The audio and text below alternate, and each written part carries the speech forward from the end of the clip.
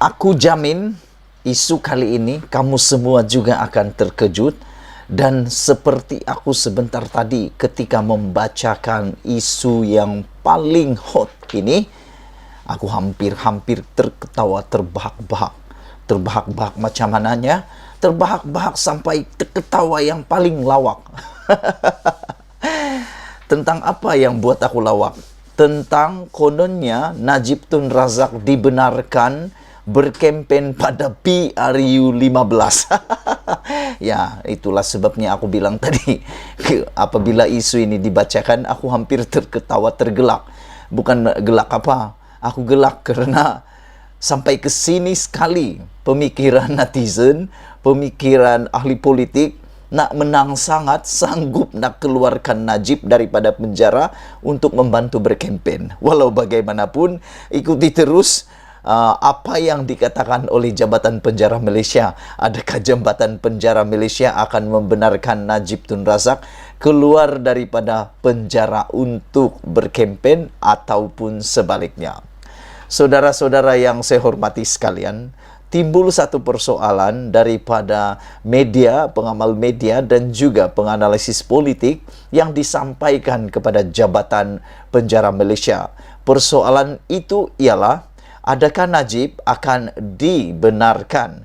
Adakah Najib akan dibenarkan berkempen pada PRU 15? Persoalan itu diminta mengulas ataupun Jabatan Penjara diminta mengulas tentang pendirian pihak penjara sekiranya ada permohonan daripada penyokong Najib agar penyandang kerusi Parlimen Pekan itu diberi kebenaran khas untuk keluar berkempen pada PRU 15. Sebelum kita teruskan, jangan marahlah kalau kita tergelak sebab perkara ini memang membuatkan kita lucu, hati agak geli, agak kelakarlah sedikit. Semua ini timbul gara-gara daripada permohonan-permohonan Najib. Ini semua karena duluan daripada Najib juga. Bukan karena kita pandai-pandai mencipta cerita. Tetapi karena apa? Karena sebelum ini pun banyak permintaan-permintaan Najib yang agak luar biasa. Kali pertama dulu nak pula pergi hospital selalu. Baru bersatu minggu dah pergi hospital dan sebagainya. Itu hak dialah. Selain daripada itu, yang terkini keinginan Najib untuk hadir pula ke Parlimen, tetapi Jabatan Penjara tidak benarkan karena isu keselamatan dan peguam Najib telah pun mengambil tindakan undang-undang, semakan undang-undang supaya Najib boleh hadir ke Parlimen. Malangnya, minta maaflah Najib, Parlimen dah dibubar. Belum sempat kamu membuat tindakan undang-undang, bubar sudah Parlimen. Jadi kena marahlah. Perlu marah kepada Zahid Hamidi. Najib patut marah kepada Zahid Hamidi, bukan kepada kehakiman, bukan kepada Jabatan Penjara, bukan kepada Anwar Ibrahim, bukan kepada Lim Guan Eng, bukan kerana salah DAP, tapi salah Zahid kerana bubar Parlimen sebelum Najib sempat datang ke Parlimen sebagai seorang banduan. Hari ini pula timbul desas-desus dan pegawai penjara ataupun ketua penjara Malaysia di pejabat penjara Malaysia di Kajang diminta mengulas tentang pendirian pihak penjara sekiranya ada permohonan daripada penyokong Najib agar penyandang kerusi itu diberi kebenaran khas untuk keluar berkempen pada PRU 15. Ini jawapan daripada Ketua Jabatan Penjara Malaysia. Bekas Perdana Menteri Najib Razak tidak dibenarkan keluar berkempen PRU 15. Oh, syukur, alhamdulillah. syukur, karena kalau ini berlaku, ini memang satu duluan yang paling teruk pernah berlaku dalam Malaysia. Mana boleh seorang banduan berkempen? Ialah baguslah sebelum difikirkan dan dipohon oleh para peguam Najib dan penyokong Najib, Jabatan Penjara telah mengeluarkan kenyataan rasmi.